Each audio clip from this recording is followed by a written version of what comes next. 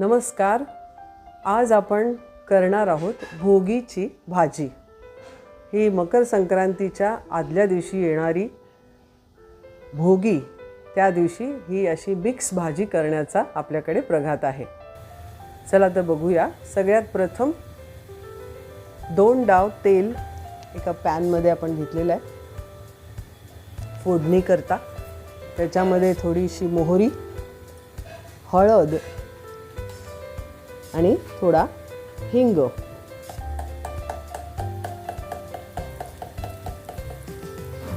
हे घालून सगळं मिक्स करून घेऊया तेलामध्ये. आणि आता सगळ्यात प्रथम वालपापडी ही स्वच्छ निवडून धुवून घेतलेली आहे. हे तुरीच्या शेंगांचे दाणे आहेत, तसेच हिरवे वाटाणे आहेत. हे शेंगदाणे आहेत, 1 तास आधी भिजवून घेतलेले आहेत. आणि बारीक चिरून गाजर घेतलेला आहे. तसेच कढीपत्ता पोळी घालूया आणि चवीपुरतं मीठ, तसंच 1 चमचा तीळ घातलेले आहेत. या भाजीला तिळाची उष्णतासुद्धा गरजेची मानलेली आहे. तर आता ह्या भाजीला एक छान वाफ काढायची आहे.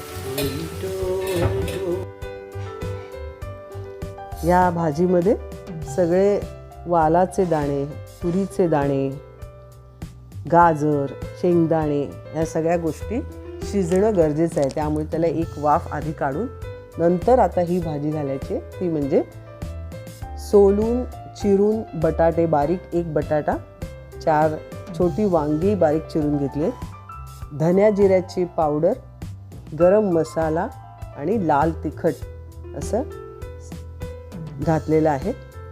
तसंच चिंचेचा 1 चमचा कोळ आणि 1 चमचा गूळ. हे मात्र रेकॉर्डिंग होऊ शकलेलं नाही, पण हेही या भाजीमध्ये आपण घातलेलं आहे आणि ते आवश्यक आहे. आता ह्याच्यामध्ये अंगाबरोबर असा रस्सा तयार होण्याकरता भाजीचा आपण ह्याच्यामध्ये पाणी घालत आहोत. आणि ह्या भाजीला परत एक छान वाफ काढून घ्यायची आहे. ही भाजी पण पाण्याच्या आणि तेलाच्या वाफेने सुरेख मऊ सूत शिजते. बघूया आपण कशी शिजली आहे भाजी. बटाटा, त्यातला वालाचे दाणे, तुरीचे दाणे, अशी ही छान भाजी शिजलेली आहे. हा चॅनल तुम्ही सबस्क्राईब केला आहे का? नसेल केला तर ताबडतोब सबस्क्राईब करा. आणि ही भाजी तुम्हाला आवडली असल्यास तुम्ही नक्की करून बघा. अशीच एरवीसुद्धा या सीझनला मिळणाऱ्या सगळ्या भाज्या अशा पद्धतीने जर करून खाल्ल्या तर त्या खूप छान आहेत तब्येतीसाठी सुद्धा आणि खायलासुद्धा चविष्ट आहेत. ही भाजी बाजरीच्या भाकरीबरोबर खाण्याची पद्धत आहे. तर तुम्हीसुद्धा नक्की प्रयत्न करून बघा. हा व्हिडिओ तुम्हाला आवडला असल्यास लाईक करा, शेअर करा. आणि हो, ही भाजीची चव घ्यायला विसरू नका. धन्यवाद.